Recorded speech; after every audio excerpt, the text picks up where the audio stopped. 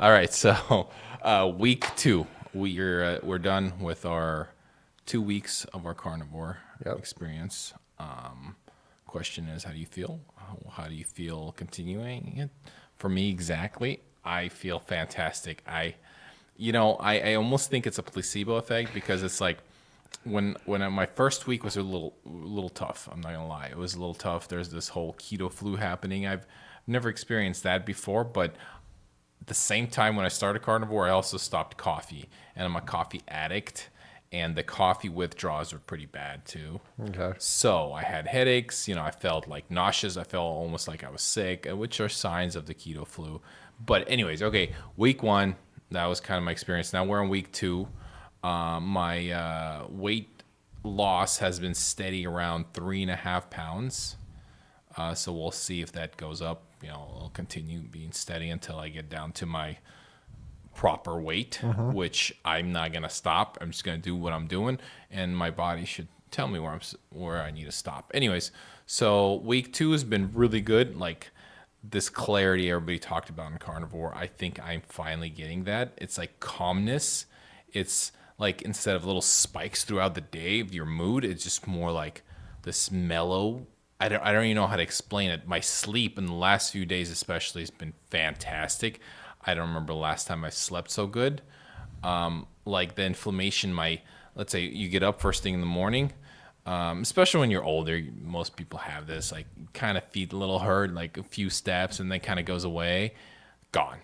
Like what? It's always kind of mind blowing. Like I didn't even think that was a thing. I thought it was just gonna be, having that. It's gonna just get worse and worse. So I have other a few little things here, like my neck's been bothering me, but I think that's actually like damage or something. So we'll see how that goes. But overall, week 2 has been fantastic, and my hunger levels, they even decreased even more. My cravings are going down. I used to be able to like imagine, sort of like, I love fruit, right? I imagine fruit. I want that piece of fruit. And or not, like, let's say pastries, cake. I would imagine them and I would be like hungry for that. That went down significantly. I still have it just a tad, but it's not the same. Now it's just like I kind of like brush it away. Right. So it's fascinating how fast things are happening in 2 weeks. So with the cravings, what I have felt like is the part of me that would look at something sweet and want it, starting to feel like that's like a like almost an outside person. Like, Okay, you know, interesting. like it's like I'm looking at it like, no, I'm good. Like I'm good. You can eat that. Yeah, you yeah, yeah, know. yeah.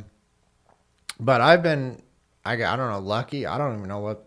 I really haven't felt any cravings. Not even really for like the beef or the eggs. You know, I don't feel just, like when dinner would cook, I would I would get almost angry at a certain point. My wife called it hangry. Hangry, yeah. Yeah. So my cravings started low and just fell. And Fascinating. I Okay. have not had any. And I don't even look at it like because I know in our last video you asked, well, what are you going to do? And I'm like, still not really sure because even the whole concept of it is still pretty new to me. But the way it feels right now, I I'm not really interested. Like a salad does not sound appealing. A cake does not sound appealing. And a lot of it to me, I feel, is a result of I don't want to feel bad again. And I mentioned this to you before about I haven't drank in I guess 15 years is a long time now. But after certain heavy meals, pasta, certain things, pizza, big one. Yep. I would wake up in the morning and I'd be like, man, I've got like a food hangover. And None of that. And I personally, like, I don't want that. I don't want to wake up in the morning and have this like weird, foggy, groggy, like, I think that's one of the nice things that I'm experiencing is just the wake up is different. I don't know. Have you experienced that? Like when you wake. I was just thinking about as soon as you said that, I was thinking like, how's my wake up? I need to actually consciously pay attention to that. I'm gonna do that. Right, because for me, it's like I wake up and now I'm up. It's weird. Okay. And then not having the not having hunger, because for me, literally within the past couple of days, I didn't think I could feel less hungry. I know, right? Right? But it's bizarre. And when you've felt hunger for so long, I'm 40, almost 5. The best analogy that I can give it is what I imagine a amputee experiences, like phantom limb syndrome. It's like there should be something there, but there isn't. And You're like expecting the hunger. right, and it never shows up. Okay, similar feelings. Yep. So what are some of the other benefits you're catching? Well, I mean, sleep, less pain, joint pain. Yep. Almost no hunger ever. And then, when you're like, I know I need to eat, or I know I need to eat, right? So you eat and it's really delicious until it's not, and you stop. Mm-hmm. I mean, okay, you want to get into the ease of making food. You don't have to ever think about it, stress over it. It's what you're going to eat every day. And I hear it all the time. Aren't you going to get sick of it? Yeah, well, you're eating it when you're full. Yeah, you're sick of it. You kind of don't even want to look at it anymore. Next day comes around. Oh, my God, that is the most delicious food ever. So I have been journaling, maybe 3 months from now, we can really, We'll do a 90-day, yeah, like absolutely. a big episode on this, but some real quick things I've noticed, financially savings. It is amazing. I know everybody like, oh, I can't, but I hear that all the time. Yeah, right. You can't afford another more meat. No, But, actually. I get my eggs local. They're not cheap, but they're not it's not $7 a dozen. Sure. Costco for good beef. Finding a lot of great options when you buy large cuts. Financial time savings, just so much more efficient. The simplicity of it. Yes. And so we've talked about this topic before too, micro decision fatigue. Every freaking night, the call on the way home, get off work, driving home, quick call to the wife, and the inevitable. What's for dinner? What's for dinner? Beef's for dinner. Yeah. And some other quick ones as far as things I'm experiencing. Do you know what tonsil stones are? Oh, yeah. I'm very, very familiar with those. So mine have almost vanished, and I haven't had to deal with them. I've had them like when I was sick. That's the only really time. Right. So I used to once or maybe twice a week. Cough up a all. No, I would extract them, Oh. and there's nothing to extract. Oral, like the whole oral health to me is phenomenal because I realize now, like when I would eat a bunch of chips or anything starchy, you'd get that weird fuzzy. That's another big one I should have Right. mentioned is I noticed when I, touch my teeth with my tongue after eating anything, right? Usually, like you said, it has that filth of whatever. Yeah, it feels like velvet or some sort of Yeah. That goo, you could scratch it off with your nail. Yeah. It's like, what the heck is that? Now nothing ever. Right. Teeth are always clean. So the only thing I do now, besides just a standard brush, which we've talked about that Sure. in the past already, I have noticed the meat gets a little because of like the sheer quantity, and Sure. sometimes I like bite it with my front teeth to tear it. So I do carry a flosser. I do floss. Yep. That's the only thing extra I do. Right. And there were a couple of others on my list. Time, money, the anxiety is still going down. It's like another one of those things I didn't think The mental calmness. Yeah, I mean, I had a lot of anxiety.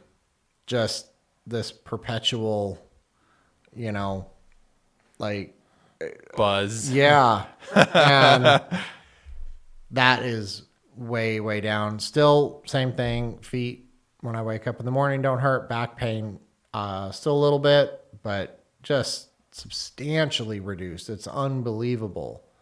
My weight, I think the last time I weighed, I was down. It wasn't quite 3 pounds, but it was Less than 3 pounds a week. That's the what I'm first. talking. The first week was over 3, Okay. and then the second week was a little under 3. So Okay. All right. You know. So maybe 3.5 pounds a week. Or I finally saw it's like in the 2 3s now, like finally under 240. oh, I see. Okay. So Well, yeah, I'm about 3.5 pounds average a week. We'll see the third week where we're at, but I think overall the 2-week experiment so far is phenomenal. right, and for the viewers that care about this, no, not having any trouble with constipation. That was my biggest fear. Was that, and I know other people have the other side of that. Really bad all the time. Reverse constipation. Yeah, reverse. So, and then specifically on like the gut health issue, no bloating. I used to eat There's never gas. I don't have gas. very, very little for me. I still have some, but it's very, very, very little. Well, compared to the normal stuff we had, like, it's practically once a week.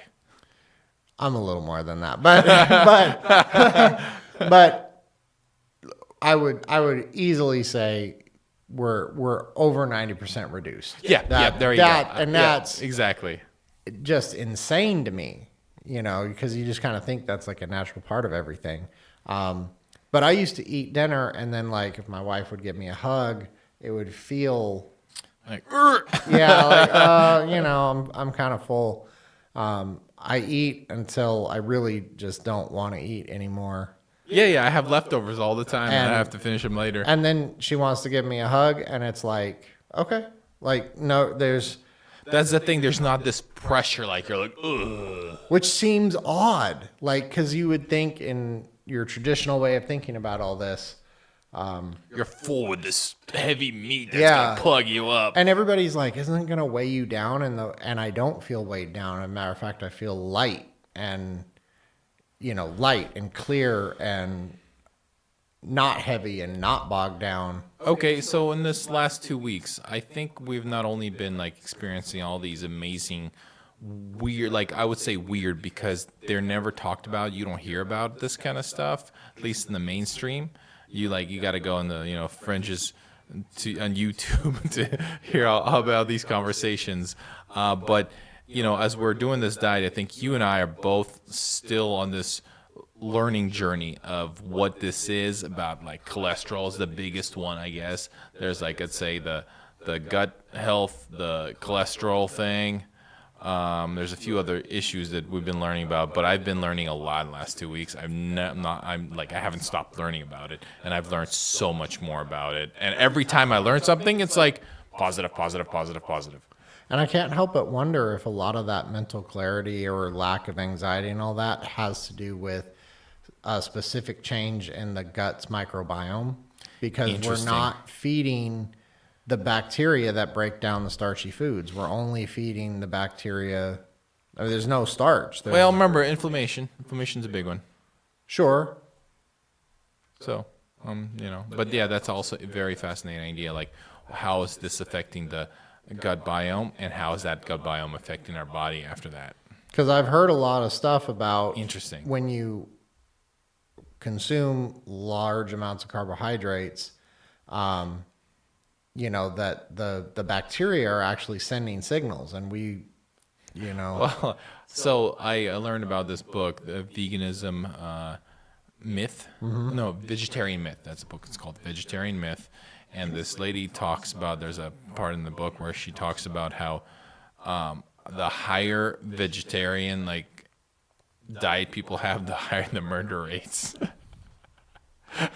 Oh, I don't know about that, but I'll have to. it's Well, 'cause- she said like she was saying like I don't know why. There's no reason for it. There we didn't have numbers, but those are the numbers. I got- Higher the diet in vegetarian foods, the higher the murder rates. oh, I see. So not people who are vegan have high murder. Yeah, just society right. in general. A person who consumes more plant-based Yeah. food in a traditional Western situation. Yeah. Has a higher chance of murder rates. I've got I don't know. I've got an aluminum hat theory for that. Oh, yeah. Yeah, which is there is, killing is a primal natural part of the world. The animals in the world, they hunt, Sure. they kill. Yeah. So that's like a law almost. right. So we're eating our animal, and we're satisfying our craving for murder.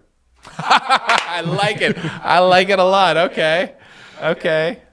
Maybe. I don't You're know. not right. It's like I eat a vegetable. I'm like, God, I just Well, want to kill I mean- something. Like, okay, for example, almonds, they have cyanide. When you eat almonds over a lifetime, that builds, I mean, does that just go through your body? Or does that build up in your body? I think that would have a lot to do with, how well you process it out and how much you put in all the time. I'm really concerned with the tannins. There's a lot of, because I actually met a guy a long time ago who taught me if you're going to eat almonds, and he didn't recommend it, but he's like, if you're going to eat them, get like organic raw almonds and then take them all and soak them in water. Pour the water off and soak them just like that 3 times until the water is virtually clear. If you've got, and I did that, and I was amazed because the almonds are almost like candy sweet After all that. after all that. Interesting. I wonder what you filtered out. It's all the tannins. It's all the bitter tannins that are in there from that. Interesting. It was very good at the time. Like if I ever decided I was going to go back, or I know I do support the idea if you're going to eat like seeds sprouted, right? Because it changes when the seed sprouts. Sure, There's like enzymes that activate, and Well, sure, but there's still all these systems built in to sprouting seeds, no matter what, for the bugs to not eat it. So there's still poisons, toxins in all the plants, so we don't eat them. So over time, how does this build up in our brain? I mean, I don't think there's much research on this at all, if anything. I'm really starting to want to look into that because like we've talked about the guy, and he's like, there's not less than 60 carcinogens that he could find in any vegetable. But I haven't been able to find that research. Like I did look online to see, okay, well, what carcinogens are in, what are the 60 carcinogens at the minimum? In the in the spinach or whatever. And I haven't been able to find them. Like it doesn't seem to be. Well, have you been able to find anything? What is in spinach? It always diverts, like every Google search I've done diverts over towards pesticides. It doesn't want to actually talk about what's in the plant itself.